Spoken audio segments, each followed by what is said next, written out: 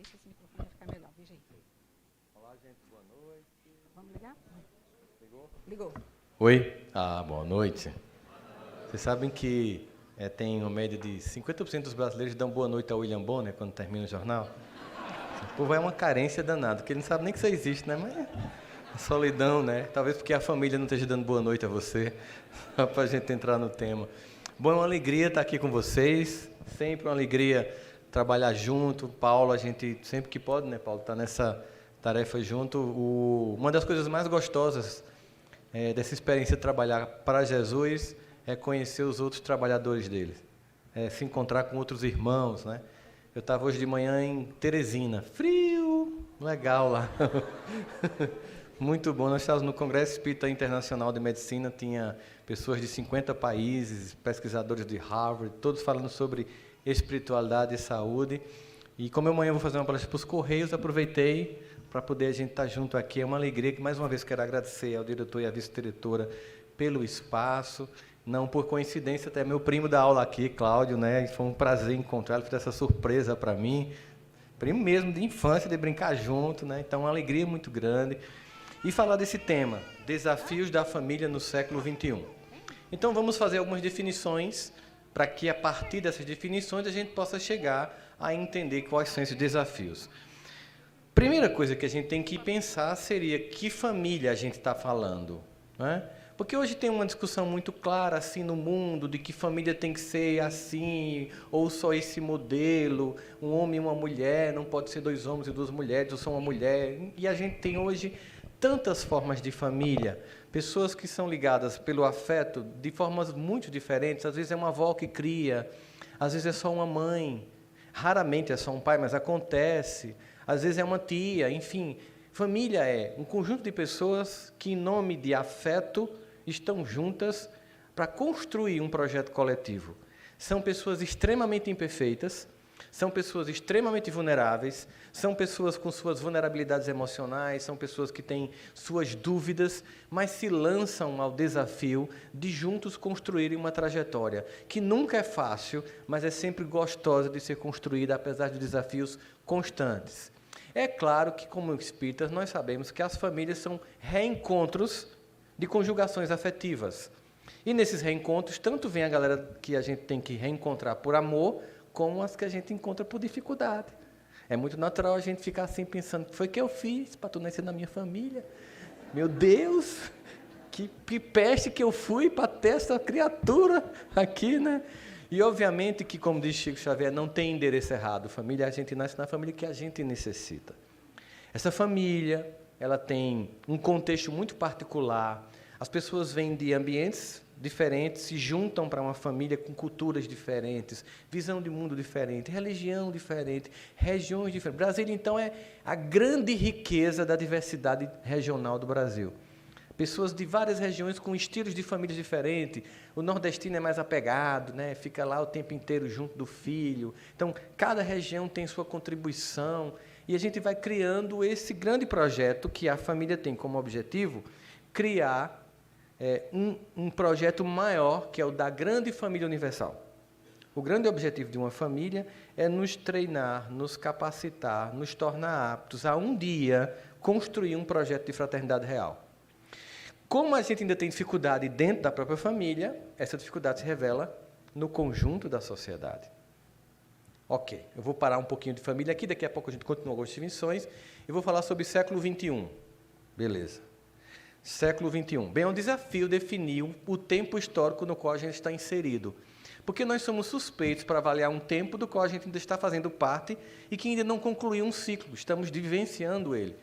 A grande dificuldade de definir o tempo de hoje é porque, claramente, vários pesquisadores no campo da sociologia, da antropologia, da filosofia, da história, da cultura de um modo geral, das ciências do comportamento, olham para o panorama atual e percebem que é um momento de profundas transformações, o mais intenso de toda a história humana.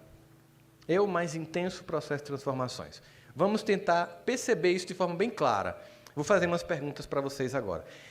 Vocês acham que é preciso ser algum pesquisador da academia, um antropólogo, um psicólogo, um psiquiatra, para olhando tudo que a gente visualiza na sociedade hoje em dia, percebendo todos esses esquemas nos quais se apresentam no nosso cotidiano, cheguem a uma conclusão de que vivemos hoje sob uma grande crise?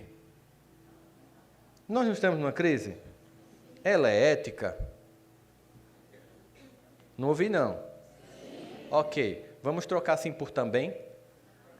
E vamos fazer um coro agora. Tudo que eu disser se diz também. Não pode. Olha só, é uma crise ética? Ela é econômica? Ela é pedagógica? Ela é no modelo de educação de filhos?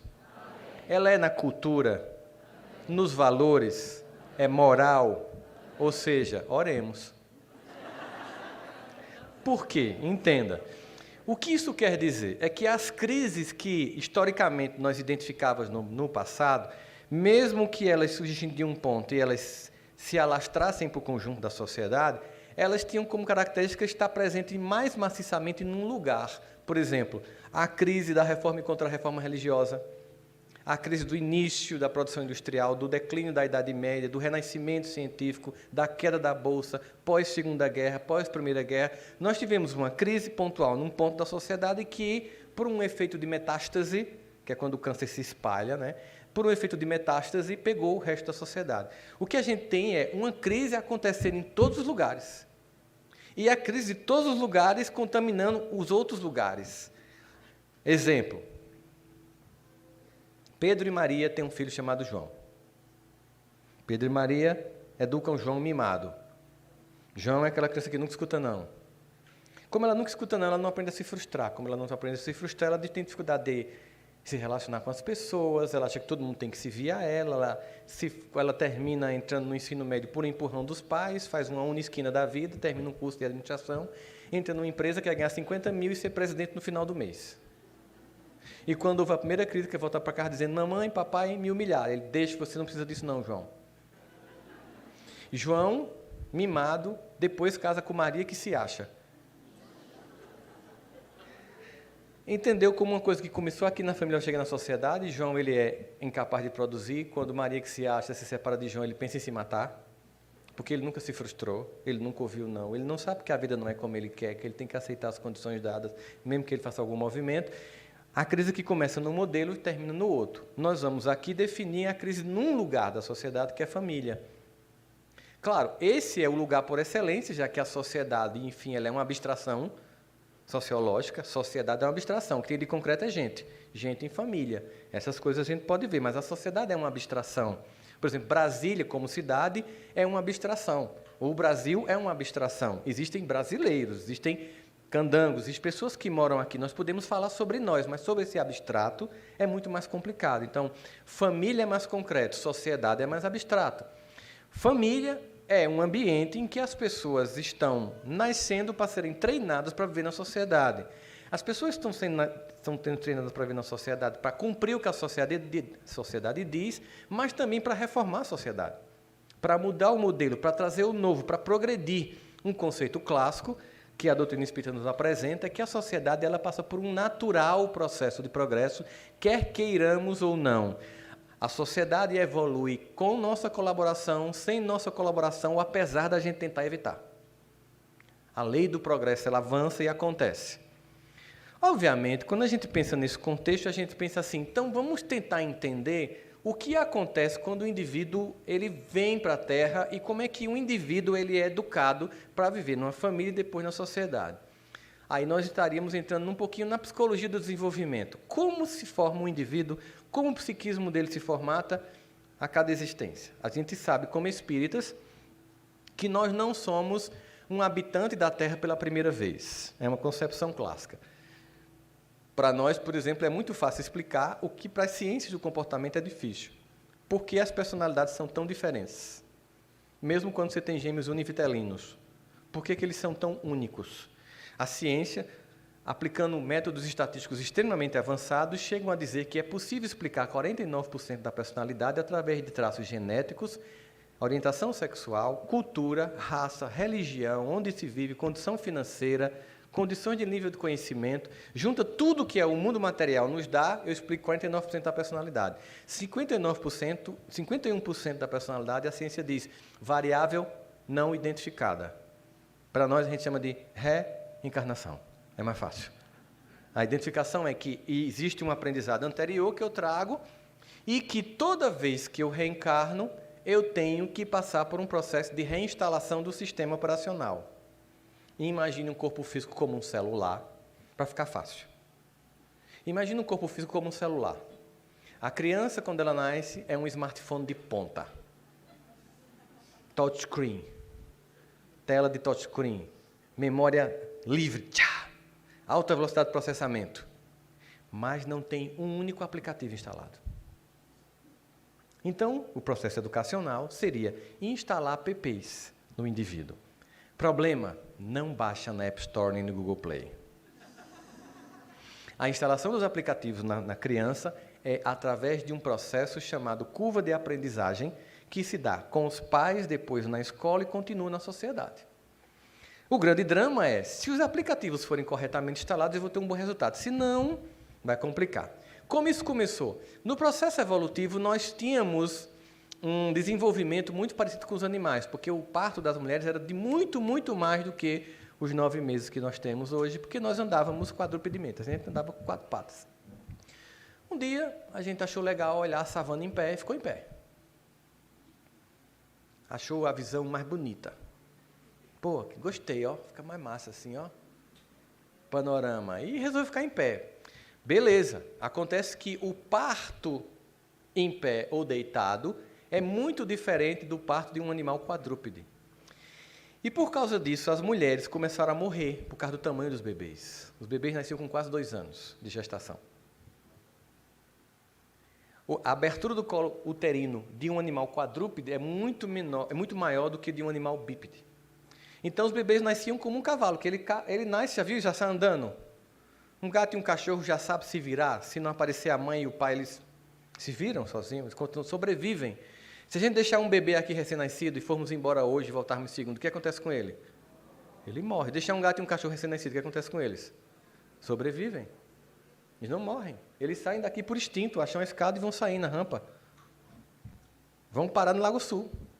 É. E se você levar um gato que nunca viu um outro animal felino para uma ilha deserta, ele vai se comportar como um gato sem ninguém ensinar ele a ser gato.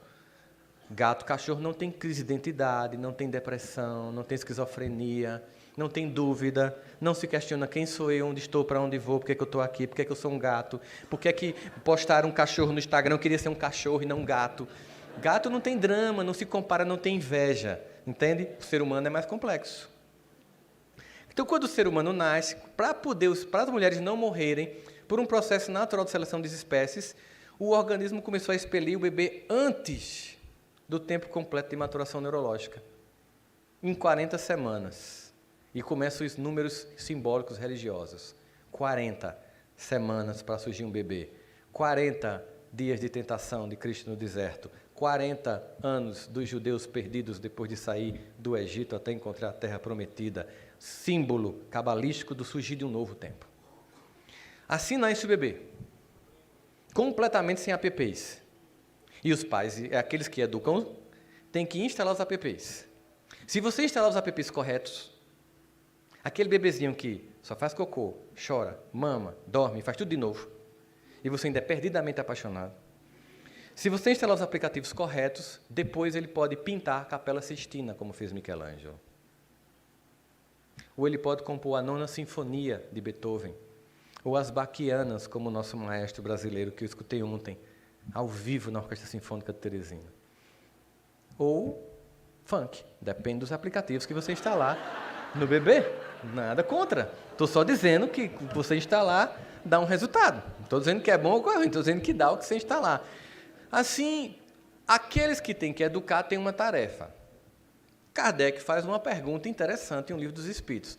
E por que a cada encarnação temos que passar pela infância? A gente não já tem um monte de informação? Pô, eu não morei na França, por que eu não já nasci fazendo de vous parler français avec ma mère? Eu não podia já nascer falando, né?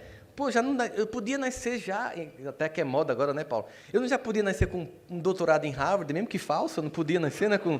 Pô, já podia nascer top, velho. Aí tem que cobrir letrinha, beabá, beebé, baby. Por quê? Por que temos que passar pela infância? Aí ele responde, os Espíritos respondem. A cada nova existência, quando o indivíduo está na infância, ele tem um período que ele fica mais, digamos, acessível à impressão de um conjunto de novos valores que a resposta é aqueles que educam, não é os pais, gente. Entende que não é? Ele não diz uma família, um homem ou uma mulher, diz, aqueles responsáveis por educá-lo, que pode ser uma avó, enfim, eles têm o dever de envolvê-los com características morais. Essa resposta foi dada a Kardec na metade do século XIX. Essa pesquisa que concluiu isso na psicologia aconteceu 100 anos depois. 100 anos depois dessa resposta. Um homem chamado Reverendo Singer, que pegou crianças que foram perdidas e foram criadas por lobos, gorilas ou macacos, que era muito comum no passado, crianças serem perdidas nas florestas e serem criadas por animais, que deu origem à história de Tarzan, que muita gente conhece. Quer que eu dê o grito para lembrar? Não, né? Que bom, graças a Deus. O que acontece? Quando essas crianças eram recapturadas e trazidas à civilização, elas não conseguiam mais aprender a se tornar humanas. Elas não conseguiam aprender a falar como ser humano, a andar como ser humano, a se expressar como ser humano, a ter as expressões faciais de um ser humano, essas mesmas expressões que a gente tenta imitar nos emojis do WhatsApp, por exemplo. E que de vez em quando a gente manda errado. Já aconteceu com vocês? É luto, você manda uma coisa sorrindo, e aí depois, não, desculpa, apaga, graças a Deus já apaga, né? O que acontece com isso? A criança, ela não consegue se readaptar, e aí começaram a pesquisar por quê. E ele descobriu, porque existe um tempo em que a criança está suscetível para imprimir. Olha aqui, o termo que ele usa. Ele não tinha lido o livro do Espírito, eu tenho certeza disso. Imprimir a sociedade e a humanidade. E ele dá o nome de teoria do imprinting, da impressão de humanidade. E Kardec escuta 100 anos depois. É um período que as pessoas estão mais suscetíveis para receber as impressões da cultura e da sociedade, da civilização humana. Bem isso, porque a cada existência, como a gente tem um comprometimento aí de algumas ações, a gente nasce naquela infância, aquela família cumpridora do seu papel, instala os aplicativos morais, ética, capacidade de suportar a frustração, respeitar o espaço do outro, não invejar, viver de forma honrada, decente, tal, que quando aquele menino chega, ou aquela menina chega na adolescência, os comportamentos anteriores, das vidas anteriores, começam a vir à tona. Por isso que tem uma crise, chama de crise normativa, porque é uma crise normal, na adolescência, que tem, obviamente, o espaço de procurar ser importante no coletivo e desimportar a família, é natural. Você, quando tem 6 anos, fica fazendo assim com sua mãe, né? Você fica fazendo assim na mãe. Na adolescência, você se afasta da sua mãe, porque vai queimar o filme, porque você quer fazer assim quem? Noutra pessoa, não é isso? Então, você tem que definir papéis. E, obviamente, ao mesmo tempo, vêm as tendências da vida anterior. Você começa a, por memória, mesmo que inconsciente, querer reproduzir padrões de comportamento. Como o grande objetivo das existências sucessivas é nos levar a um aperfeiçoamento ao estado da angelitude, a cada nova existência eu tenho que subir o padrão. Eu tenho que dar um upgrade na minha categoria pessoal, em cultura, em talentos, em habilidades, em espiritualidade e moralidade. E por isso que a família me impressiona com esse conjunto de valores, quando aquela alma tenta reeditar a velha criatura, que Paulo identifica, eu quero fazer o bem, mas em mim opera uma outra lei, que é uma lei do que quer fazer o mal, e a gente está sempre nessa luta. Conhece o verdadeiro espírita pelo esforço que faz em combater as más inclinações. Eu estou nessa luta, a família me deu os valores corretos, eu quero repetir, mas algo em mim diz, não. Existe vontade, existe desejo, que a gente vai chamar na psicologia de id, eu quero ir para a ação, mas existe um conjunto de anteparos psicológicos e sociais que vão me inibir de ir para a ação, e aí eu evito o que a gente chama na psicologia de passagem ao ato, que é quando o meu desejo se transforma em atitude. Por exemplo, quantas vezes a gente tem vontade de matar uma pessoa quando está com ódio dela? Não sei vocês, são espíritos evoluídos, mas eu já tive vontades assim. Imaginar morrendo carbonizado numa virada, coisa leve, coisa besta, assim, bem tranquila. Mas entre a vontade de imaginar uma pessoa morrendo carbonizada, de noite ir debaixo do carro dela e cortar o freio, tem uma distância. E quem estabeleceu essa distância entre a minha vontade e a minha atitude? A minha consciência moral, quem me deu? A minha família. Se a minha família não disser para mim, você não pode tomar o brinquedo do vizinho, você tem que devolver o carrinho do seu amigo que você trouxe para casa, isso não lhe pertence. Se eu não tiver esse conjunto de normas, quando eu vier com desejo, eu vou para a ação. Porque não me foi dado anteparos psicológicos e emocionais para que o meu instinto não se sobrepuja ao meu espírito, eu ajo instintivamente. A gente conhece, no caso, por exemplo, vulgarmente, as pessoas conhecem de modo geral, a psicopatia, que é um indivíduo que tem um transtorno em que os anteparos morais não são instalados e ele mata sem um único resquício de culpa. Inclusive, fizeram um tratamento em alguns, no Canadá, uma pesquisa que fizeram, e os psicólogos, muitos psiquiatras, acreditaram que encontraram um tratamento, os psicopatas. Como os psicopatas são altamente inteligentes, durante o tratamento eles identificaram a teoria psicológica dos psicólogos só ouvindo-os, começaram a se comportar como eles considerariam cura, foram libertos e mataram 3 vezes mais depois, porque eram psicopatas psicólogos. Top of mind do conhecimento. Já era manipulador, ainda tem uma ciência ajudando, ou seja, não existe esse anteparo. No caso das pessoas comuns, nós estamos vivendo nessa crise atual da família um conjunto de pais e mães que não conseguem instalar os princípios mínimos de moralidade. Agora, por que isso aconteceu? É a grande questão. O que aconteceu que as famílias não conseguem mais isso? Não é que é todas, mas é a maioria. Bom, assim nós temos, então, que as famílias tinham modelos antigos e quiseram passar por uma transformação para um modelo mais atualizado. Comumente, nós temos uma tendência de, ao imprimir o novo, descartar o velho. Ao invés de olhar o que estava funcionando até aqui, olhar o que não estava funcionando até aqui, modificar o que não estava funcionando, mantendo o que estava funcionando. Não, a gente faz o seguinte, é como a gente diz nos paradigmas das ciências, é como se você fosse dar um banho num bebê, que acabou de fazer cocô, dá um banho no bebê, limpa o bebê, a banheira está com água suja, você vai jogar a água fora, mas joga com o menino dentro. É mais ou menos o que a gente fez com o modelo de família. O modelo de família do passado realmente tinha muitos problemas. Era machista por excesso, havia espancamento, havia casamentos que duravam não porque havia amor, mas submissão e dor. Essa é que é a realidade, vamos ser francos. As mulheres eram completamente submissas e dependentes financeiramente dos maridos.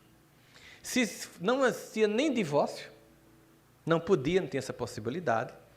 A família não apoiava a mulher que quisesse sair de um casamento. Quando ela dizia para a mãe, mas ele bate em mim, ela fala, minha filha, é isso mesmo, seu pai também bate em mim, aguente. Essa é a vida. Nós escutávamos em briga de marido e mulher. Não era isso que a gente escutava? Até hoje, mas hoje tem lei. Antigamente não tinha. Hoje tem delegacia especializada. Antigamente não tinha. A lei não funciona, mas imagina quando nem tinha. Antigamente nem tinha, não tinha uma única estrutura social de proteção do feminino. Então a gente não pode dizer que não avançou. Existe lei, tem gente sendo presa. Claro, porque o progresso acontece sempre, mas eu não posso olhar para a sociedade e achar que é um lixo. Porque se eu comparar com o passado, eu vou dizer, avançou muito. Agora, essa é a grande questão. O que significa dizer, nós estamos atrasando ou avançando? A grande questão é, olhar, por exemplo, uma pessoa ser morta por uma injeção letal no Texas e dizer que degradação moral é representação da degradação moral ou do avanço? Se eu olhar e dizer como é que se mata pessoas com pena de morte, eu vou olhar como degradação. Se eu olhar como é incrível que hoje em dia as pessoas se espantam com a morte, eu vejo avanço, porque no passado era normal. Ninguém questionava. Então, um avanço. Entende? Eu tenho que olhar com um senso histórico para não ficar achando que está tudo um caos. Falta muito, mas foi muito pior. Estamos num caminho, num processo. Então, essa família machista, com esse modelo, tinha defeitos. Também havia outro defeito, não tinha muito diálogo entre filhos e pais. Primeiro, as famílias eram muito numerosas. Você tinha 14 filhos, não dá para desabafar com a mãe, não dá. Não dá porque a mãe, primeiro, não era uma mãe de classe média, cheia de babás e eletrodomésticos. Era mãe que era fogão a lenha. Então, para fazer um café da manhã, era 4 horas, gente. Você acha que uma mãe dessa você desabafa com ela? Mamãe, eu estou triste hoje. Ela, sim, minha filha, vá, diga que a véia... Não tem como. Ela estava administrando uma creche não remunerada que ela criava. Né? Muitos desses pais eram com pouca alfabetização ou nenhuma alfabetização. No entanto, nessa família tinha respeito. E tinha uma hierarquia e uma ordem que sempre funcionou para a instalação psíquica do indivíduo. O sentimento de ordem, no bom sentido, não é no sentido de é assim, pronto. Não, existia pai, mãe, você, filho, tal. Isso ia criando um sentimento de ordenamento psíquico na criança que sempre funcionou. Ao tentar mudar a família, nós abdicamos do que não estava funcionando, e foi muito bom, mas abdicamos do que estava funcionando, e aí foi o problema, que é o que a gente vive hoje, essa crise. Isso é completamente natural. A raça humana, sempre que tem uma coisa nova, ela primeiro erra.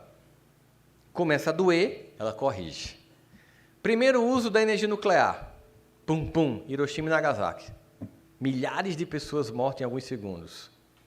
Doeu, não foi? Nunca mais jogamos uma bomba numa cidade. Quiçá nunca mais façamos isso.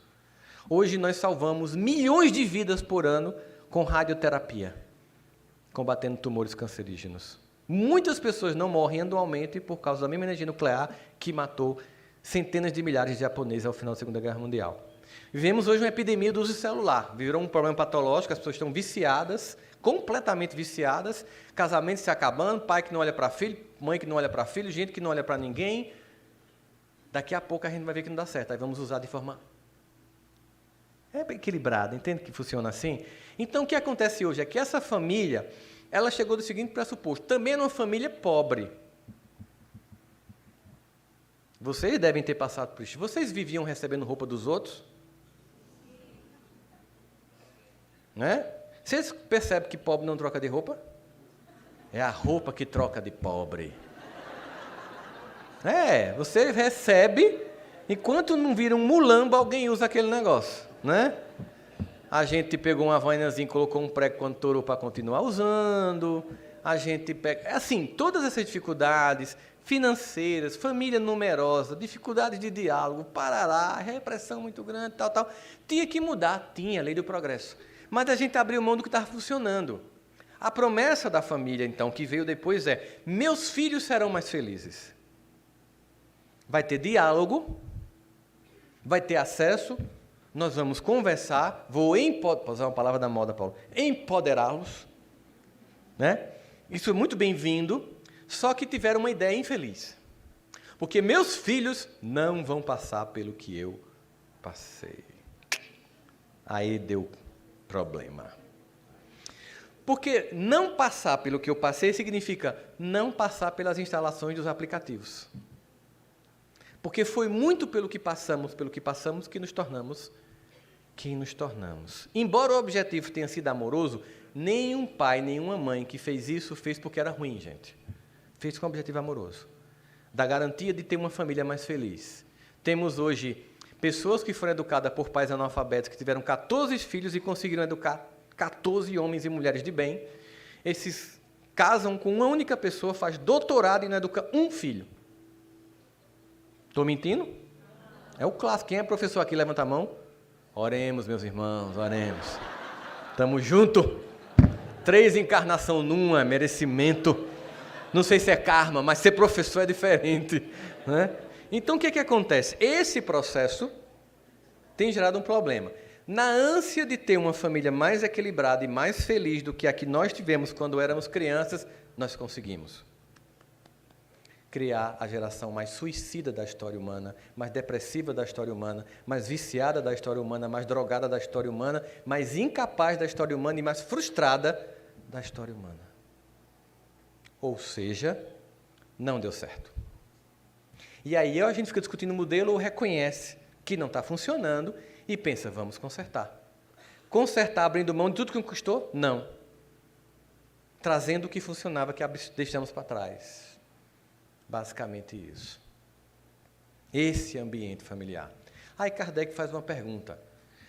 Metade do século XIX, gente, não tinha crise do modelo familiar, entenda. Não tinha. 1850, não tinha crise no modelo familiar. Era aquela coisa... Tinha nem energia. Tinha iPhone também, não. Não tinha Netflix. Não tinha disputa no espaço familiar. Era pai, mãe, o resto... Puf, não tinha. Aí ele pergunta, qual seria para a sociedade... Olha só. Qual seria, para o conjunto da sociedade, as consequências... E eles usam uma palavra tão singela... do relaxamento dos laços da família. Se a gente... Porque relaxar assim, e se eu afrouxar? Ele não disse qual seria para a sociedade o resultado da implosão, da destruição, do fim dos laços de família. Não. Isso, qual seria o resultado do relaxamento?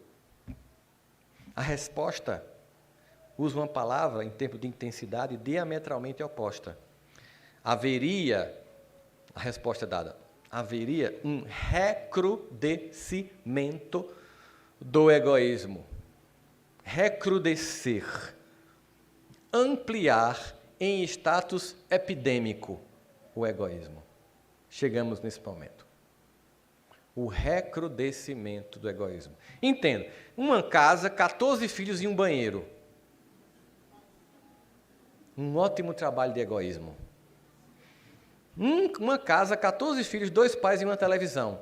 Um ótimo ambiente para trabalhar o egoísmo. Porque você tem que respeitar o tempo do outro, o desejo do outro, a hora do outro. 2 filhos, uma casa, 5 quartos.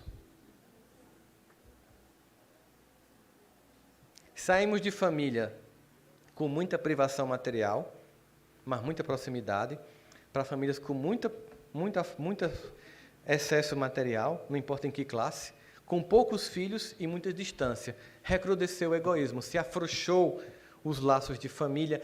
No afrouxamento, aqueles que tinham que, diuturnamente, no seu processo pedagógico educativo de filhos, instalar os aplicativos morais para evitar a passagem ao ato, não fizeram mais isso.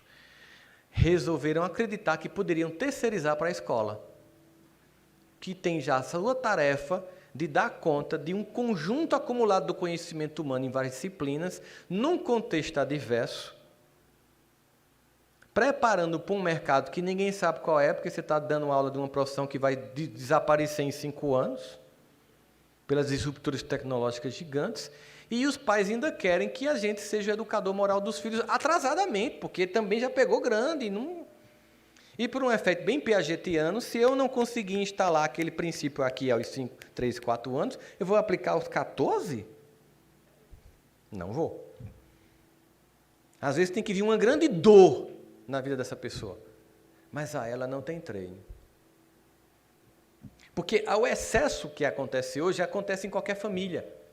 Porque nós vivíamos uma certa hierarquia. Na minha família, quando tinha o frango era comido através de uma rígida hierarquia das partes.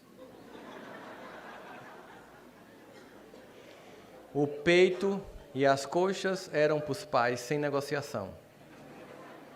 Assim o frango vinha sendo comido pelos irmãos mais velhos, as partes melhores, depois a asa, não sei o quê, e o caçula,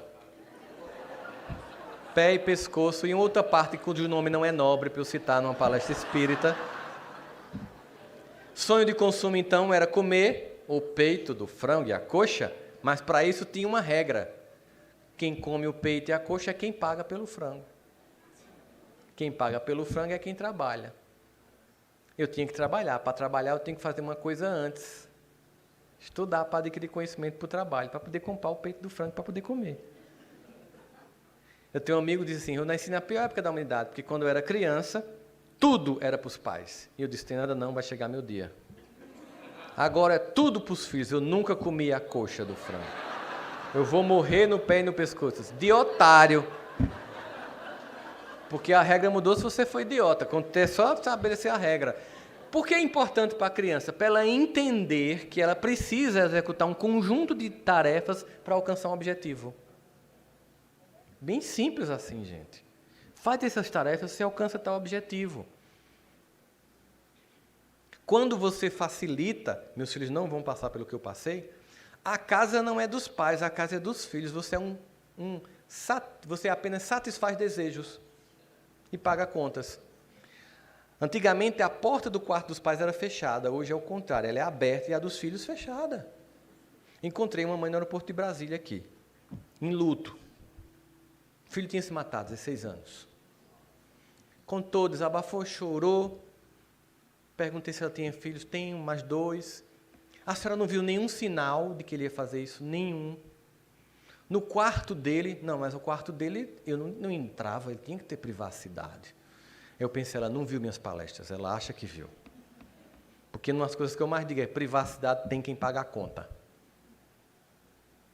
A senhora, não. Então, fazer o seguinte, eu vou dar meu e-mail para a senhora. A senhora vai chegar em casa e vai entrar no quarto do seu filho, vai doer, viu? A senhora vai abrir as gavetas dele, vai olhar tudo que tem lá, anotações, cadernos. A senhora vai pedir aos irmãos para dizer que séries ele gostava de assistir. Assista e pergunta aos irmãos que personagens ele se identificava mais. Assista aos digital influencers, youtubers que ele via. Veja o que ele postava nas redes sociais. Depois me manda um e-mail. 2 dias depois, ela mandou um e-mail assim. Você queria me destruir, conseguiu. Era seu objetivo me fazer ficar mal desse jeito? E eu respondi, sim. Porque eu sabia que ela ia dizer isso. Por quê? Porque agora eu sou uma mãe que, além de estar enlutada, me sinto culpada. Porque ao fazer tudo que você pediu, eu vi que todos os sinais de que ele ia se matar estavam lá, mas eu nunca vi. Você está feliz agora? Eu, sim. Ela, por quê? Porque eu não fiz isso pelo filho da senhora que se matou. Eu fiz pelos 2 que estão vivos, para a senhora não perder eles também. Ela, entendi. Eu sei que doeu. Com relação ao filho que se matou, Deus não desiste de nenhum filho. Prece. Esperar que o reencontro cubra a dor da saudade. Porque por maior que seja a dor da separação, ela não se compara à alegria do reencontro. E nós vamos nos reencontrar. Nós vamos recomeçar. Nós vamos acolher de novo. Nós vamos botar no colo. Nós vamos ensinar a andar de novo. Mas, sobretudo, ensinar a andar na vida, não só com as pernas. Para quando as dores, as dificuldades aparecerem, não pensar em desistir da existência. Aguentar como todos nós temos que suportar a vida é o que nos cabe fazer.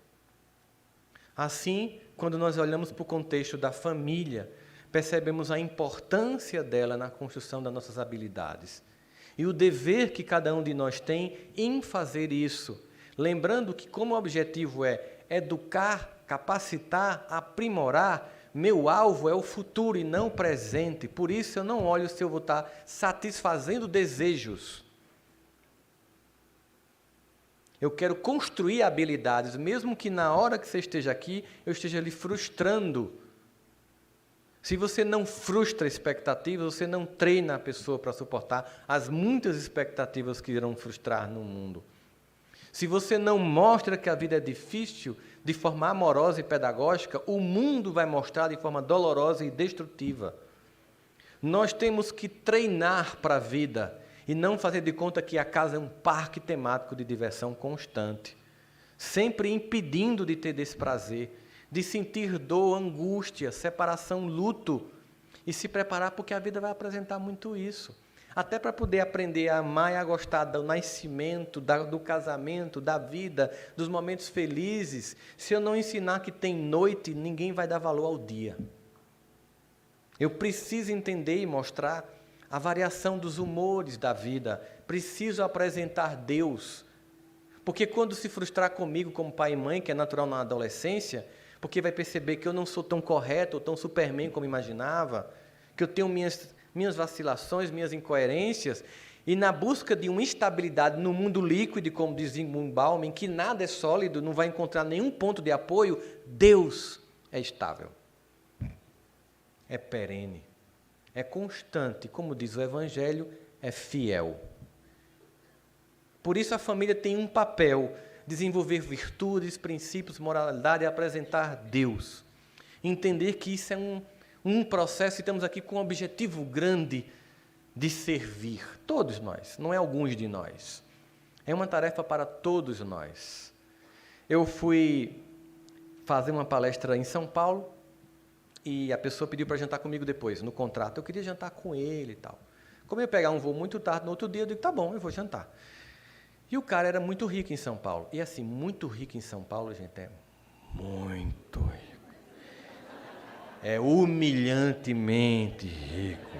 É ridiculamente rico. Chego na casa dessa pessoa e digo, meu Deus, com a pedra do banheiro desse cara eu construo meu apartamento todo. E lá ele foi do jantar, apresentou os amigos, vamos, minha filha gosta muito dos seus vídeos. Quantos anos ela tem? 6 anos. E é interessante. As crianças e adolescentes gostam, embora me encontrem nos cantos e digam, você é uma péssima influência para os pais. Dizem isso.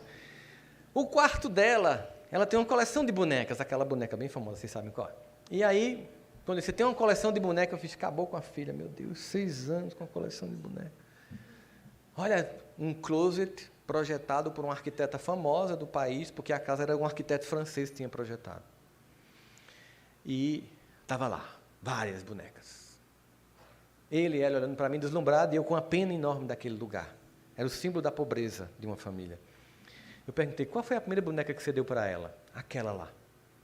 Quanto tempo ela brincou? Ah, ela não largava essa boneca. Para lá e para cá, dormia com ela. Não deixava nem lavar. Um dia que a perna quebrou, tive que colar. Foi um mau trabalho para tomar, para colar, para devolver.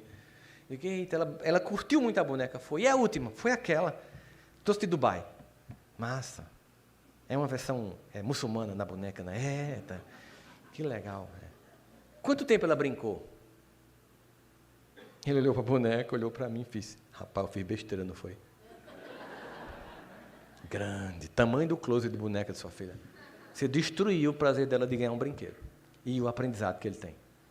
E Sabe por que a gente dá brinquedos no Natal, no aniversário, no Dia das Crianças? Porque a gente ensina. Tudo tem que ser pedagógico. A criança assiste um desenho, ou o vizinho ganha uma boneca, a menina uma bonequinha lá, e aí, ela, quando chega em casa, o que é que ela diz? Eu quero uma.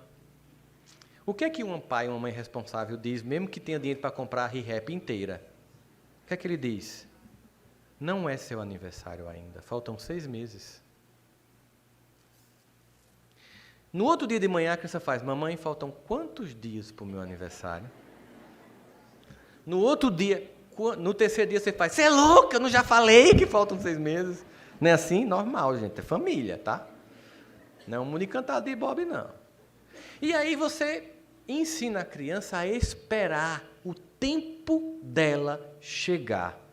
E porque ela aprende a esperar o brinquedo, esperar a hora de comer junto com os pais, esperar e saber que tem hora para dormir, ela não é ansiosa, ela não rói as unhas, ela não puxa o cabelo, ela não se corta, ela não se deprime, porque ela aprendeu a esperar.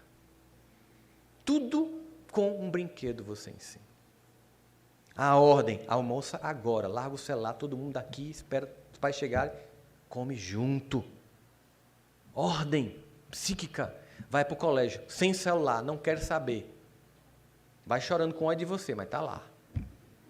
Não gosta dessa música não, o carro é meu. Quando você comprar o seu, você bota o que você quiser. Eu vou escutar Alfa FM, você bota depois o que você quiser, Jovem Pan, o que você quiser.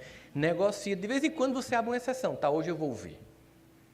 Na sexta-feira, vocês escutam o que vocês quiserem. É negociação. Mas deixa bem claro que a maior parte é eu que estou pagando as contas, que faço. Mas aí, a prima ganha a boneca no aniversário da prima. 3 meses antes do dela. Mas minha prima ganhou. Mas foi o aniversário dela. Mas eu quero uma, ela já está levando para o colégio, eu não vou levar. Vai ter que esperar o tempo do seu aniversário. O que ela aprende com isso? Ela vai chorar, vai ficar mal. O que ela aprende com isso? A suportar a vitória do outro sem se sentir menor. Olha o que ela aprende. A esperar o tempo dela e a não invejar. Olha o que eu deixo de ensinar a dar um presente todo o tempo que a pessoa quer, como se fosse um McDonald's. Destruo. Completamente.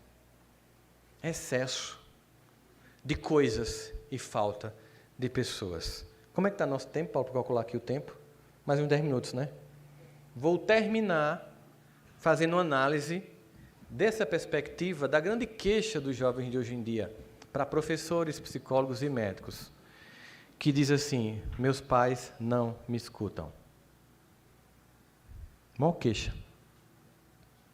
Não dialogam comigo. Quando conversa, grita. Não tem espaço para desabafar, o que a pessoa faz? Procura pessoas da mesma idade para desabafar. Com que maturidade? Isso quando não tem pessoas fingindo ter a idade do seu filho para tentar destruí-lo. Enquanto você respeita a privacidade do quarto e da internet, e do outro lado, pedófilos contam com a sua omissão para matar, para destruir, para violentar seu filho e sua filha. Porque eles sabem mexer no computador e você nem desconfia como é. Eu lembro de um amigo meu que chegou em casa, eu cheguei na casa dele, ele estava no telefone, entrei para cumprimentar o filho, que é como uma espécie de sobrinho para mim, ele estava vendo um filme pornográfico. Aí quando ele me viu, tio, não conta para papai não, ele viu papai estava vindo no corredor, ele levantou, ele minimizou a tela do filme pornô e maximizou a tela da canção nova. Fábio de Mello, na palestra lá. O pai entrou e disse: Sandro, eu tenho orgulho desse meu menino. Passa o dia aqui no quarto. Fecha a porta para não ser interrompido. Vendo o Fábio de Mello. E eu disse: ô otário. A gente já teve 16 anos. A gente ficava vendo padre com 16 anos no quarto. Ele pensou assim: não, né? Então, minimize a tela da canção nova. Ele disse: não, tio, por favor, minimize a tela da canção. A cena lá. Meu filho, o que é isso? Eu digo, o que a gente fazia, só que era internet de escada. A gente esperava a mãe dormir e apertava um monte de... A gente botava o edredom ao redor da CPU para a mãe. Que é nada, mãe, nada, mãe. Não era? Aí a foto... Hoje é banda larga. Meu amigo, aí é festa. Sem orientação, tragédia. Simples assim. Um candango chamado Renato Russo fez uma música em que ele anteviu tudo o que está acontecendo hoje. Percebendo as angústias da juventude. A música Há Tempos. Ele anuncia na poesia, o poeta e o artista consegue perceber o inconsciente coletivo de uma sociedade e, através da poesia, descrever coisas que a ciência vai dizer depois. Uma das coisas que a ciência diz hoje é que essa é uma sociedade do excesso. A hipermodernidade, como tem um filósofo francês chamado Guy Lipovsky, hipermodernidade, tudo é em excesso. É tanto excesso que você não usufrui. Por exemplo, você chega hoje à noite para ver Netflix, né? Tá, aí você começa. Nessa série, essa não, essa daqui eu já vi um pouquinho, essa não.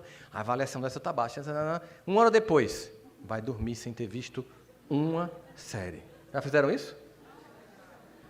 Mas vocês não faziam isso quando tocavam VHS. E que tinha que devolver rebobinado. Mesmo que o filme fosse ruim, você via até o filme porque pagou pela danada do filme. Não tinha trama, só tem esse. Chegava lá, os lançamentos já saíam, me dá esse aí para eu ver. Uma vez eu peguei um Cheiro da Papaya Verde, um filme coreano, disse, que peste esse filme tem, meu Deus. Fui até o fim. Vi, para mais nunca, tome o filme. Hoje você começa a não ver. Aí ele diz assim, na música, parece cocaína,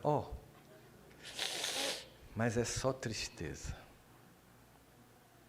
Muitos temores nascem do cansaço e da solidão que há nas famílias hoje, cada um no seu quadrado, no seu Black Mirror, no seu smartphone, no seu universo particular. Cada um com afrouxamento dos laços, recrudescendo o egoísmo. Simples assim. Muitos temores nascem do cansaço e da solidão e por isso há um descompasso e um desperdício. As pesquisas mostram que essa é uma geração que vai ser conhecida não pelo que ganhou, mas pelo que perdeu. A primeira geração conhecida pelo que perdeu. Capacidade, resiliência, princípios mínimos de moralidade, e ele faz assim, há tempo nem os santos sabem ao certo a medida da maldade. E por isso, há tempos são os jovens que adoecem. Ele está descrevendo. Meu pai não me escuta. Dissestes que se a tua dor fosse ouvida, acordaria não somente a tua casa, mas a vizinhança inteira. Ele está descrevendo essa geração, essa angústia toda das pessoas. Mas ele sempre termina com muita positividade, né? Eu lembro de uma música também de Pixinguinha, de Cartola, aliás. Cartola fez essa música para uma afilhada chamada Creuza. E aos 16 anos ela entrou naquela vibe de ela só pensa em namorar. De manhã cedo já está pintada, só vive suspirando, sonhando acordada. E aí ele disse, minha filha, tem uns cabinhos sem futuro aí. Então, aí o eu poético dele falou não só para ela, mas para toda uma geração. Ainda é cedo, amor. Mal começastes a conhecer a vida, já anuncias a hora de partida sem saber certo o rumo que irás tomar? Presta atenção, querido, embora eu saiba que está resolvida, em cada esquina cai um pouco a sua vida, e em pouco tempo não serás mais o que é. Ouça-me bem, amor. Preste atenção, o mundo é um moinho. Vai triturar teus sonhos tão mesquinhos, vai reduzir as ilusões a pó. Entende? Preste atenção, querido, em cada amor tu herdarás só o cinismo, e quando notares, estarás na beira de um abismo que cavastes com teus próprios pés. É um recado, que quando não é ouvido, gera uma outra música, chamada Bohemian Rhapsody, de Freddie Mercury. Título do filme, belíssimo, uma trajetória de uma pessoa extremamente altiva. Ele diz, mamãe, eu acabei de matar um homem adulto. Dei um tiro na cabeça. A minha vida estava apenas começando. Mamãe, eu não queria fazer com que você ficasse triste, mas se eu não voltar amanhã, siga em frente. No final, Renato Russo diz assim, meu amor, disciplina é liberdade. Pô, mas disciplina é prisão, é repetição. Só quem tem a disciplina na vida de fazer o que tem que ser feito, tem liberdade de fazer o que quiser da própria existência. Enquanto seu filho está vendo Netflix, brincando, os chineses estão estudando 9 horas por dia.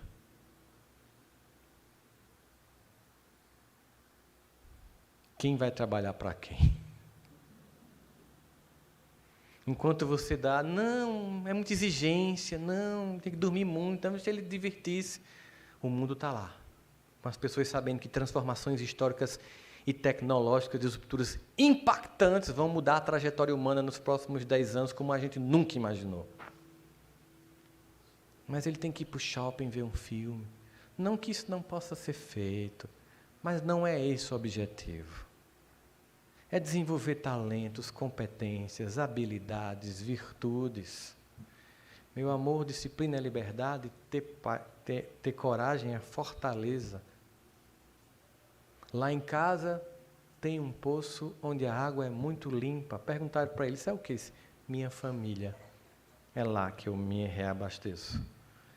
Esse lugar cheio de pessoas imperfeitas, que muitas vezes eu não sei como é que eu suporto viver, mas na maioria das vezes eu não conseguiria imaginar viver sem. É família. Um lugar de pessoas que estão se desafiando a estar juntas, apesar das dificuldades, mas que precisam entender que nosso grande objetivo é ser um sucesso no lar. Porque se você tiver a maior vitória lá fora e for derrotado em casa, nada compensa. Nada lhe trará paz. Por isso nós conhecemos pessoas que têm uma vida completamente simples, comum, sem nenhum tipo de visibilidade, mas de uma felicidade intensa. E pessoas que têm uma grande visibilidade, uma vida glamourosa, mas desastrosa no campo do afeto. O grande objetivo é esse, construirmos todos esses talentos, essas virtudes, para que a gente possa ampliar cada vez mais as nossas competências. Eu vou agora responder as perguntas. Já estão aí com você, Paulo? Vou sentar, né? Para ficar num clima de sala de estar. Deixa eu ver aqui. Isso aqui, ligar isso aqui, deixa eu ver. Pode ligar esse? Oi? 2 vezes. Tá. Ah, 2 vezes mesmo. Tá, beleza. É 2, entendeu? É 2 e rápido. Obrigado, amigo.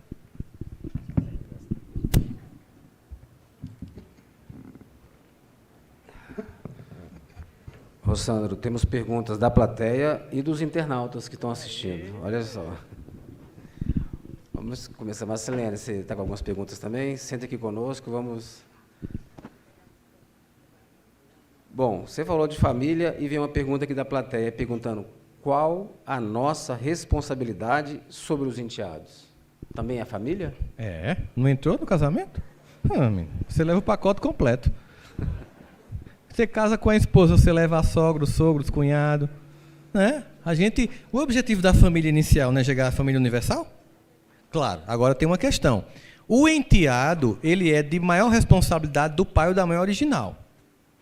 E você tem que conversar com essa pessoa com quem você casou no segundo casamento, que tem filhos de um outro casamento, até que ponto você vai, até onde você vai. E aí cabe maturidade, inteligência, habilidade, de entender que certamente essa pessoa, ela não vai aceitar você imediatamente, porque você está num lugar que era de uma outra pessoa. Tem uma mãe ou um pai antes, você chega, então há um estranhamento. Então você tem que ir com respeito e deixar que o cônjuge, a esposa ou o esposo, o companheiro ou a companheira desse novo relacionamento, ele que tem a tarefa primordial de educar, limitar e ordenar. Porque se você for bater, por exemplo, nessa criança, acabou a relação. Se você for gritar, se você for humilhar, não vai funcionar.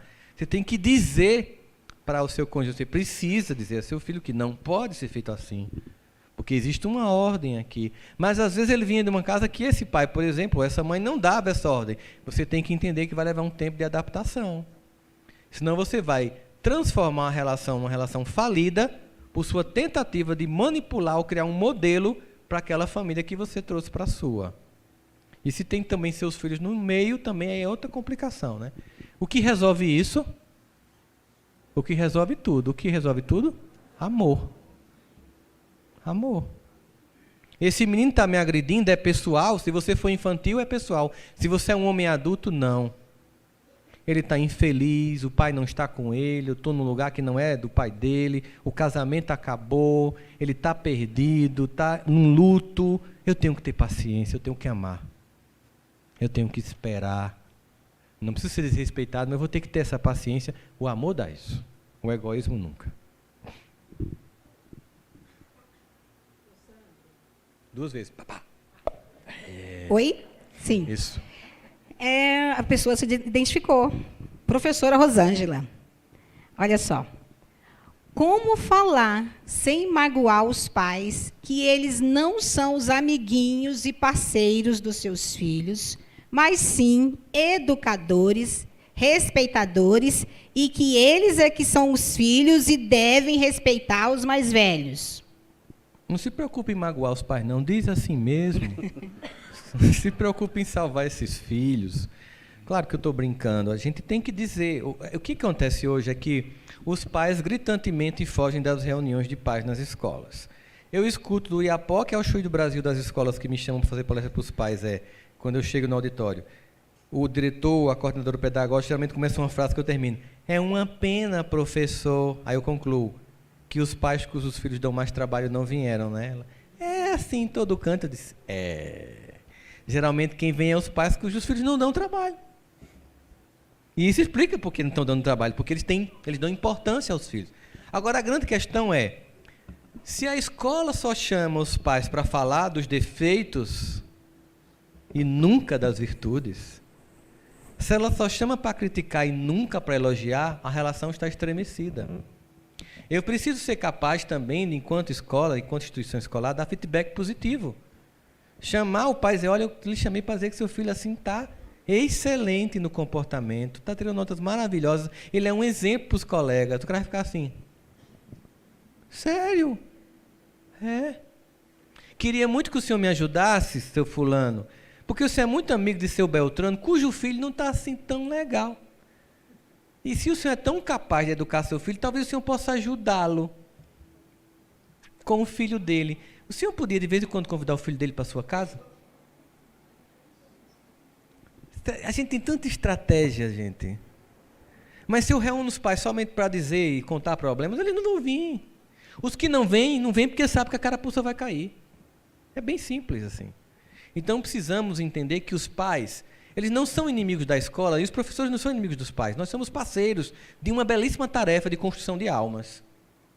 Se nós estivermos desunidos, nosso trabalho fica muito difícil. Se nós conseguimos agregar uns aos outros, tem escolas que têm várias estratégias, assim, escolas de pais, reúnem os pais assim, uma vez por mês, para palestras, para debate, para diálogos, para conversas, sem acusação, sem nome, sabe? Então, cada escola vai construir sua realidade, sabe como é que tem o seu público que atende, mas sabe basicamente que os filhos que dão trabalho na escola são de famílias disfuncionais, que precisam muito mais de acolhimento do que de acusação. Basicamente isso. Às vezes está lá um menino, o pai é um traficante, sei lá, tem tantas realidades complicadas, gente. É tão fácil julgar, sabe? Só que, obviamente, a gente tem que deixar bem claro, ó, esse papel moral é seu, não é meu, eu posso colaborar, mas não eu que faço isso. Se você não fizer o seu trabalho, se seu filho não me respeitar, ele não vai me respeitar. Se ele não me respeitar, ele não vai dar importância ao que eu ofereço, que é conhecimento. Se ele não tiver conhecimento, ele está destruindo a vida dele. Então, vamos fazer parceria.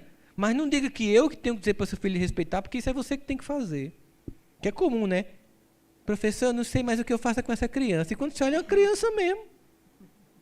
Um guri de 2 anos e um cara de 40 anos, de 2 metros de altura, olha, eu não sei o que eu faço com essa criança, que eu não sei o que eu faço contigo, peste. Como é que tu não sabe o que é que tu faz com teu filho? Poxa vida, você é o adulto dessa relação, né? Então, sim, tem que ser dito da melhor forma possível, em particular, quando necessário, um caso mais específico, mas ser, sim, sempre informado sobre esses papéis. Excelente. Rossandro, aqui do internauta, e se coloca na posição de pai, né? Como podemos minimizar a ausência de nós, pais, que trabalhamos o dia inteiro fora na educação de nossos filhos? Essa é uma clássica pergunta cuja resposta é: as pesquisas todas mostram que o que importa para a criança é a qualidade do tempo, não a quantidade do tempo. Tem pais que passam o dia em casa ignorando os filhos. E tem pais que passam o dia fora dialogando com os filhos. Está tudo bem? Tomou seu café? Como foi a aula? Você não passa WhatsApp mostrando piada? Não passa fake news político? Por que não fala com seu filho? Como é que você está? Como é que foi hoje? Aprendeu o que na escola? WhatsApp, num intervalo. Eu posso conversar. É saber assim, o que importa para a gente é saber que o outro se importa com a gente. É isso que importa, é saber. Você sabe que, às vezes, você leva o hidratante que sua esposa gosta sem ela ter pedido. Isso é mais impactante do que uma joia da Vivara. Não que ela não queira também, obviamente, se você puder dar, entendeu? Mas é porque você mostra assim, ó, ele estava no supermercado e lembrou que eu gosto desse hidratante e trouxe. Isso é cuidado, isso é zelo. Uma relação é feita de pequenos e cotidianos gestos. Então eu posso... Tem histórias de pais, por exemplo, tem uma história real de um pai que todo dia amarrava o cadastro do filho. Botava o sapato dele, amarrava o cadastro. Quando ele acordava, ele já estava com o sapato para ir para a escola. Ele lembrava, meu pai veio aqui, me deu um beijo e amarrou o cadastro. Ele se importa comigo. Uma pessoa que mora em uma cidade como Brasília, que mora em cidades mais longe do que a gente está aqui no Gama, e que às vezes passa 1h30 para chegar no plano piloto para trabalhar, e depois volta 1h30 depois, o filho estava dormindo quando saiu, está dormindo quando chegou, que é a realidade da maior parte dos brasileiros, São Paulo muito pior, no Rio muito pior, ele tem que manter contato. Final de semana, às vezes você chega em casa e está cansado, não, eu tenho que descansar, mas aí está a criança te solicitando, aí você toma, vai, pega meu celular, me dá um pouco de paz. Poxa vida, acabou. Daqui a pouco ele vai querer ele evitar, enquanto ele quer você tem que estar junto. Dá trabalho? Dá, gente. O povo não educava 14, a compadre educa 2, pelo amor de Deus, que incompetência é essa? Não é que você nunca vai dar o celular. De vez em quando você está lá no avião, o menino lá toma, meu filho, porque senão ninguém vai dormir no celular, no avião. Mas é uma coisa circunstancial, ele não pode ter um celular pequeno, nem adolescente ainda, né, inicialmente. É você entender, eu preciso estar lá, é junto, assim, passa mensagem, pergunta, quando chegar, como é que foi na escola, o que você aprendeu, ensina para mim. Escuta, você já sabe, dá valor, senta junto para estudar. Qual é o tempo, uma pergunta simples, qual é o tempo que Deus tem na sua família no dia a dia? Quer fazer uma revolução na sua casa? Quer transformar a sua família? É bem simples hoje. Dedique à sua família 5% do tempo que você dedica a isto aqui. Faça o teste. Dedique a seu relacionamento afetivo 5% que você dedica a pessoas virtuais. Você vai ver uma revolução na sua vida, até sexual. Dedique-se. Doe que você vai receber. Filho precisa de qualidade, não é de quantidade de tempo. Mais uma. O Paulo leu uma pergunta do internauta. Eu gostaria de informar a todos que nós estamos com uma transmissão ao vivo, tá? No YouTube, Senol TV. Agora, uma perguntinha. Primeiro, um agradecimento, olha só. Querido Rossandro, muitíssimo obrigado pela sua presença em nossa maravilhosa cidade. E um recadinho para você guardar para sempre, tá? Ó, quem ama, mora no Gama.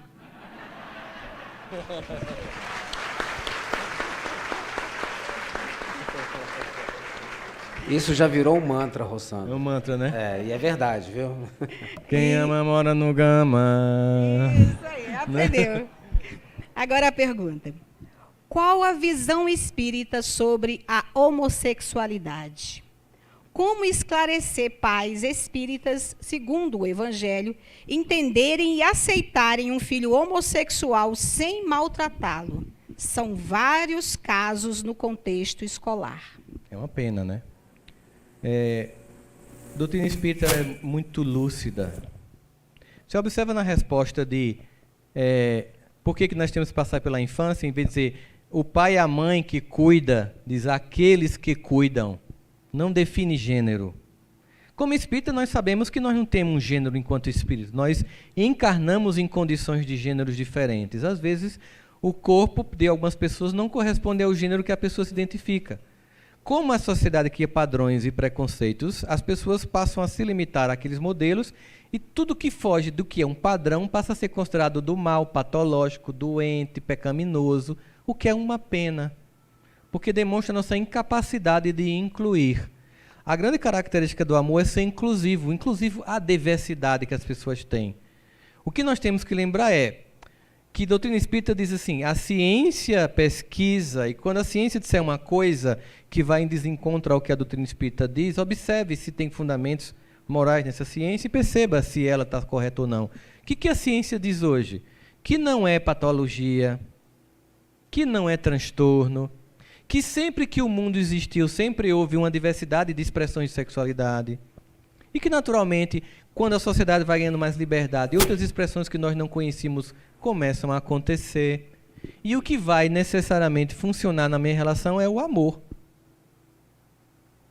Agora, é importante entender que eu não posso pegar uma pessoa que às vezes tem uma certa idade e que para ela isso é inconcebível e obrigá-la a aceitar. Eu não posso criar a ideia de que eu tenho que obrigar os pais a aceitar os filhos, mas eu posso dizer que os pais têm que continuar amando seus filhos, mesmo sem aceitar a opção. Porque tem parente meu que detesta a minha orientação sexual, não, a minha orientação política. O ano passado foi conflito no WhatsApp de família, não sei no de vocês. Minha família foi punk. Entende? Então, assim, tem toda gente que até hoje não se fala. Tem até hoje, com certeza. Assim, só porque eu não tenho uma forma de ver a vida igual à sua, eu tenho que ser desrespeitado. Não, eu recomendo, inclusive, que se assista alguns vídeos. Inclusive, vai acontecer um seminário agora em Belo Horizonte com Suzana Simões, é uma amiga queridíssima minha, que já foi presidente da Federação Espírita da Flórida, professora de Neurofisiologia da Universidade lá da Flórida, é uma fisioterapeuta muito respeitada, casada com uma americana, tem 2 filhos lindos, um casal de filhos. e ela vai vir para o Brasil, junto com o Andrei Moreira, que nós também conhecemos, médico homeopata, casado com um arquiteto queridíssimo lá de Belo Horizonte, e que vai estar também com outra pessoa falando sobre sexualidade. Vai ser um seminário sobre as novas formas de sexualidade na visão espírita. E eles são pesquisadores, eu acho fantástico poder participar desse evento. Certamente vai ser transmitido online também. Se você quiser mais informações, entra aí no Instagram de Andrei Moreira. Andrei Moreira, entra no Instagram dele, manda um direct ou procura lá, porque tem a postagem desse seminário. Mas Suzana Simões, bota no YouTube, Suzana Simões, Andrei Moreira, Marlon Reikdal, eles têm falas extremamente lúcidas, extremamente embasadas academicamente e espiritamente sobre a temática, podendo dar uma contribuição maior que a minha ao tema. Eu tive a oportunidade recentemente de fazer uma entrevista, aliás, em 2017 eu fiz uma entrevista com Suzana Simões na Flórida sobre a temática, a sobriedade com que ela trata o tema, a delicadeza e o amor com que ela trata o tema é fantástico. Eu recomendo profundamente, especialmente para os pais, nem para os filhos. Eles podem assistir, é sempre bom ver, né? Mas para os pais entenderem, né? E compreenderem essa diversidade desse mundo e aprenderem a entender que eu preciso amar as pessoas como elas são. O amor que Deus tem por nós não é o amor si, é o amor apesar de. Se ele fosse amar a gente, se a gente fosse perfeito, ele não amava ninguém. Ele nos ama apesar de sermos quem somos. Se Deus que é perfeito ama o que é imperfeito, por que é que eu, na minha imperfeição, não vou fazer o mesmo? E não é imperfeição sexualidade, é homossexualidade, que nem é homossexualidade. Homoafetividade, é orientação homoafetiva. Não tem mais a conotação de ismo, de doença, não tem mais. Nem os últimos DSM-5 tirou toda a classificação de transtorno nenhum. São variantes da sexualidade humana. Você pode entender ou você pode não entender. Do mesmo jeito que existem muçulmanos, budistas, hindus, judeus, existem cristãos, aí tem cristão evangélico, cristão católico, cristão espírita, cristão mórmon, cristão adventista, aí tem cristão evangélico, pentecostal, presbiteriano, Assembleia de Deus. Gente, o mundo é de uma diversidade incrível. Não sei porque que a gente acha que na sexualidade ia ser diferente.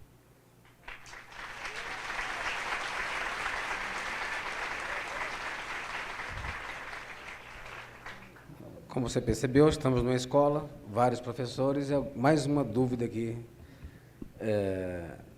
de alguém que parece ser professor, né?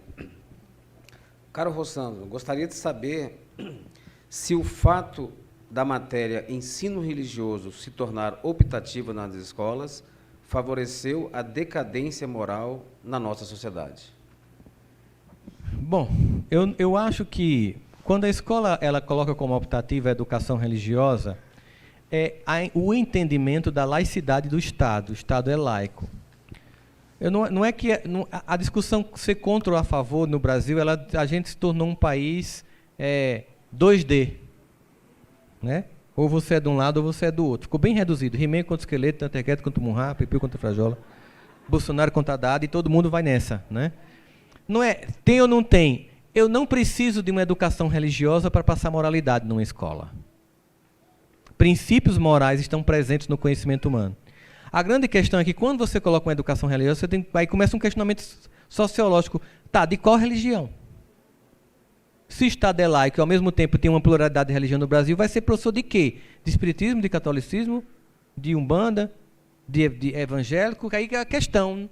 Você começa a ter que tipo de religião eu vou apresentar num país diverso? Tem alunos muçulmanos, tem alunos budistas. Então fica essa grande questão que gera uma dúvida.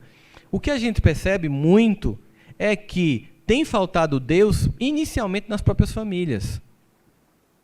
Porque no passado as pessoas, mesmo que não tivessem uma educação religiosa, elas tinham princípios que norteiam a vida dessas pessoas. Uma vez eu estava na escola falando da importância da fé e da educação religiosa, da família, no desenvolvimento de resiliência, quando uma mãe perguntou para mim, eu e meu marido não acreditamos em Deus, você está querendo me dizer que eu não tenho como educar meus filhos em base moral? Eu disse, de jeito nenhum. Eu conheço, inclusive, famílias que os pais não têm religião e que os filhos têm uma orientação moral muito superior a muitos pais que têm religião. Eu não estou dizendo que você não pode desenvolver valores nos seus filhos mesmo sem a crença em Deus. Eu estou dizendo que a ciência mostra que com a crença em Deus é mais fácil fazê-lo, Porque num grupo religioso você cria um senso de comunidade, de orientação e normatividade que vai ajudar no processo, mas não é dizer que sem isso não é possível. Que é uma pergunta que Kardec faz de forma muito inteligente. É preciso ser espírita para ter uma vida futura melhor? Essa foi a pergunta que me tornou espírita, gente. Eu confesso a vocês, eu digo, caramba, amei, gamei. Como diz o pessoal de Goiás, apaixonei. Que igual mineiro, engole tudo, né? Fica tudo... Mas aqui no Gama é gamei, tá? Eu também apaixonei. Não, gamei. Gamei, gamei. Kardec, é preciso ser espírita para ter sorte na vida futura, ou seja, para ser a vida no mundo espiritual estar melhor. Toda religião, na média, responde, só aqui tem a verdade. Não é verdade que é assim? Ou assim, não, os outros até que tem, mas é meia boca, aqui é que tem mesmo. Eu sempre escutei isso, aí eu chego lá, a resposta, se assim fosse, estariam deserdados todos que não tiveram ensejo de conhecer, o que seria um absurdo. Só o bem garante ao homem uma vida futura melhor, e o bem é sempre o bem, qualquer que seja o caminho que a ele conduza a gente. Por isso que a gente não tenta converter ninguém. A pessoa está na igreja evangélica, sintonizada com Cristo, fazendo uma vida de comunhão, tem que mudar? Não. Um católico que vive numa comunhão com Deus, fazendo o bem, tem que mudar? Não, gente. É uma montanha com um cume chamado Deus e um só pé de vários caminhos para chegar. É um equívoco achar que se eu estou nesse caminho, só aqui eu levo. Mas tudo bem que a pessoa compreenda assim. Entende? Sandro, para complementar, em Brasília, nós acabamos de fundar esse ano o CONER, que é o Conselho de Ensino Religioso nas Escolas, onde nós estamos trabalhando, a federação está liderando esse conselho. Foram 9 anos de trabalho para tentar ser reconhecido, porque existia uma bipolaridade aqui no ensino religioso nas escolas, ou era católico ou evangélico. Com o conselho sendo reconhecido, estamos fazendo um ensino de todos os valores e princípios de todas as religiões. Então, a ideia é essa. Está sendo trabalhado, né? A Secretaria de Educação já reconheceu. Então, quem é da área de educação e tem interesse sobre essa temática, procura aqui com a própria Sônia, né? Ela também trabalha com a gente lá, participação no CONER, que é o Conselho de Ensino Religioso nas Escolas, que trabalha o ensino não confessional de todos os princípios e valores para que todos possam conhecer todos os princípios de todas as religiões. Então, tem Brahma Kumaris, pessoal do Daime, várias religiões que eu nem sabia que existiam, estamos conseguindo agregar várias pessoas nesse conselho. É muito interessante, vale muito a pena. Bom, mais uma. Hoje faz 30 dias que meu filho de 19 anos tentou o suicídio. Tentou colocar fogo no corpo. Eu não consigo sentir culpa. Sinto dor e até raiva. Muito difícil. Não sei como fazer. Eita, que resposta, né? Primeira coisa. Nem todo jovem que se mata é culpa dos pais. Vou repetir.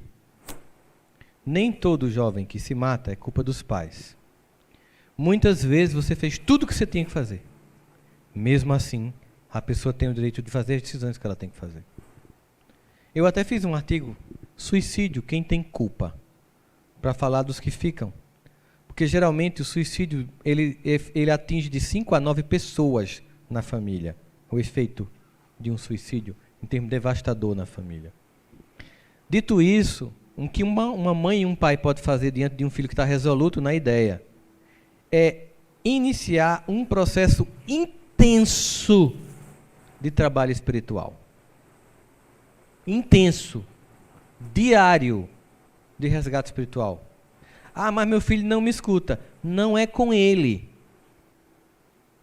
Você pode, por exemplo, todo dia no seu quarto, em voz alta, conversar com seu filho, como se ele estivesse na sua frente.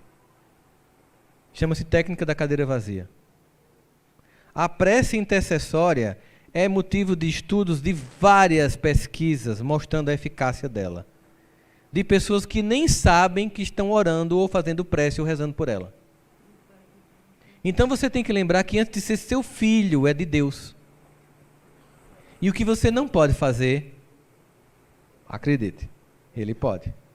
Costumo dizer que quando não resolveu, não é porque o dinheiro foi pouco, é porque a prece foi pouca. Eu não acredito que um Deus vendo uma mãe de joelhos clamando por um filho, ele não atenda. Ele move os céus para atender um pedido de um pai e de uma mãe.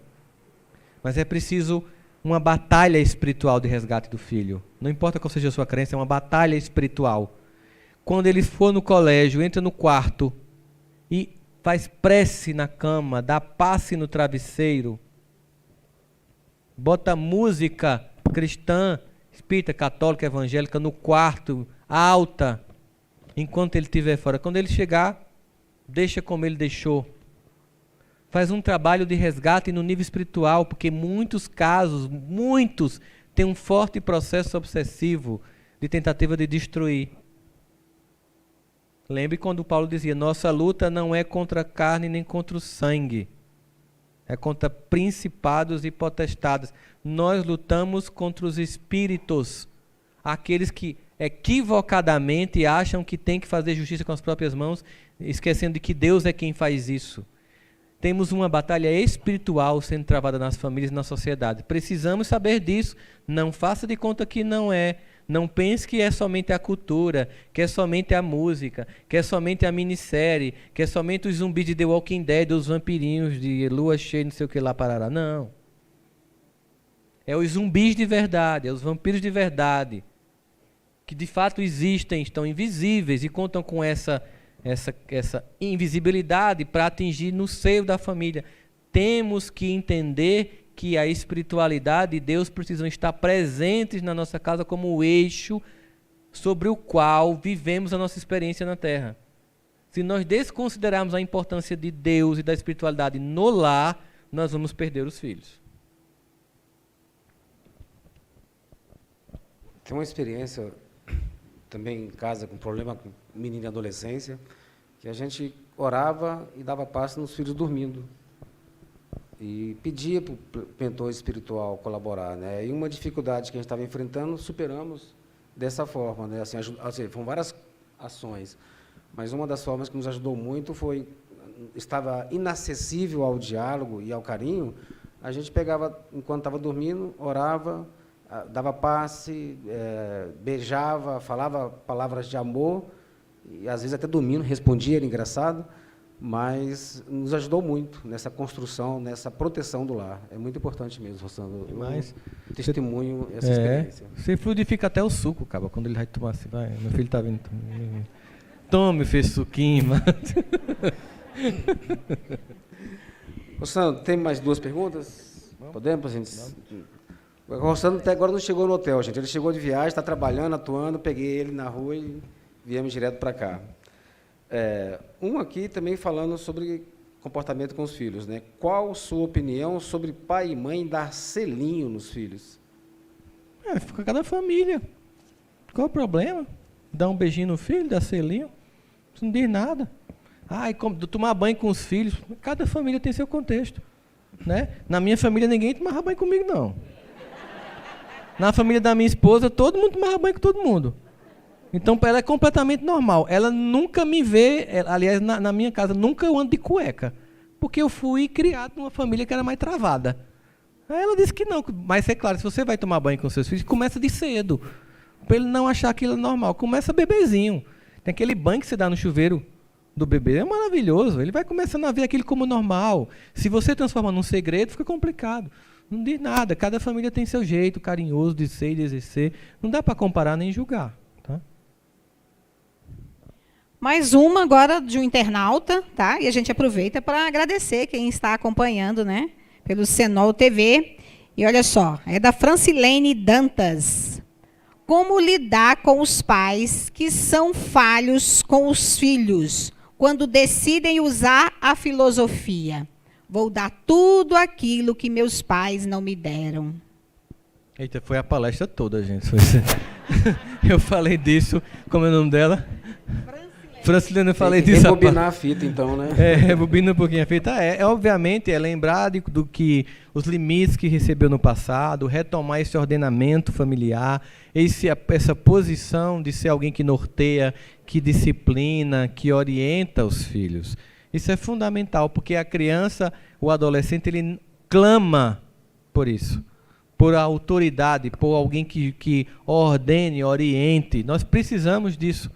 Quando você pega uma criancinha que você vai atravessar uma rua com ela, que ela pega na sua mão, ela nem olha de lado. Porque ela confia que você vai cuidar dela. Seu filho espera isso durante muito tempo. Ele espera que você, cumprindo o seu papel, ele não tenha que olhar de lado. Até que um dia você ensine ele a atravessar a própria rua da existência, né? Eu queria agradecer a vocês terem atendido esse convite. Nós não temos, obviamente, nenhuma pretensão, seria de uma arrogância imensa, da receita de bolo. Não existe modelos prontos e capazes de responder às questões de todas as famílias. Os contextos são muito particulares. O que a doutrina espírita e as ciências do comportamento, a psicologia de um modo geral, nos aponta é muito fácil mostrar o que dá errado, e se eu puder evitar o que dá errado, é muito mais provável que eu consiga que dê certo. Analisando o contexto, as relações, o que não está funcionando, construir novas pontes, para que a gente possa entender como é importante esse lugar chamado família. Os pais muitas vezes se preocupam hoje muito mais em padrão de vida do que em padrão de afeto. Acreditem, quando um pai da gente desencarna e a gente vai para um velório, a gente não lembra de nada do que a gente teve em termos de coisas.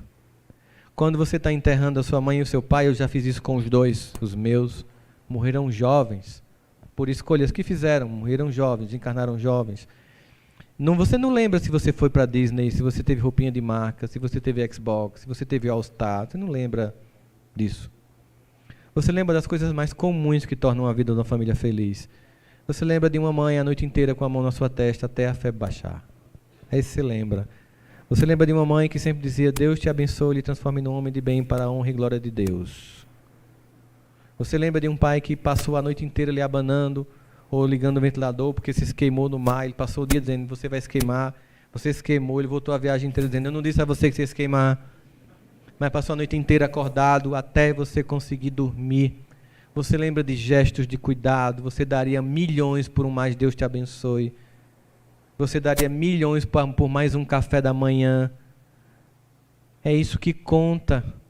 Não importa se a louça é posta, bonita, combinando, ou se é um resto de uma xícara do início do casamento, com uma xícara da Ana de Figueiredo, com um copinho de extrato de tomate. O importante é estar junto na mesa da comunhão da família, vivendo essa experiência afetiva, e que nós não precisemos perder um ao outro para sentir o quanto já tinha amor naquele lugar. Que Deus abençoe ricamente a todos vocês. Muita paz. Muito obrigado.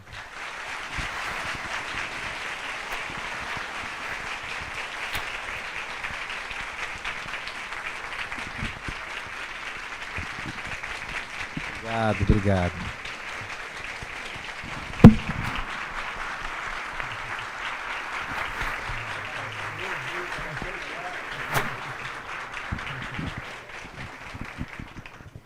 Rossandro, alegria imensa ter você aqui na nossa cidade. Você já aprendeu, né, que quem ama mora no Gama, tá? Registra para sempre. E nós vamos registrar para sempre esse momento aqui com o Rossandro. Então, eu gostaria, assim, de agradecer muito a todas as pessoas aqui presentes, espíritas e não espíritas. Então, todas as pessoas que atenderam ao chamado e que vieram e para aprender um pouco mais a respeito desse assunto tão instigante. Então, o nosso agradecimento, assim, muito, muito, muito, muito especial mesmo. Muito obrigada a todas as pessoas.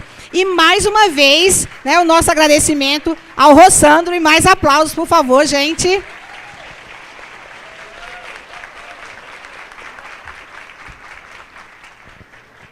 Gama, Santa Maria, em torno, nós temos em torno de... Gama, Santa Maria, em torno, ficou ótimo, né?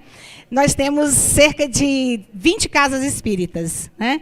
Então, alguns aqui estão representando. Nosso agradecimento também a essas casas espíritas aqui da terceira região. Muito obrigada.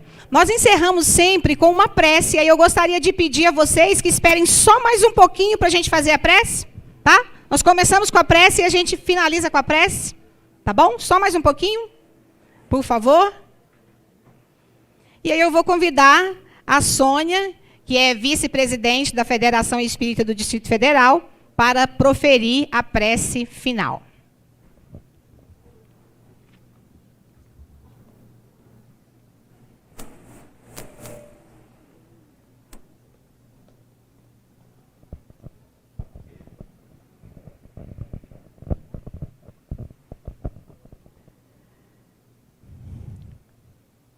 Então, convidamos a todos, nesses instantes, para que possamos, em nome do amor que nos une, elevar o nosso pensamento ao Supremo Senhor soberano de todas as vidas e agradecer mais uma vez a bênção desta oportunidade de encontros e reencontros, para que possamos refletir sobre a missão da família e os desafios na atualidade.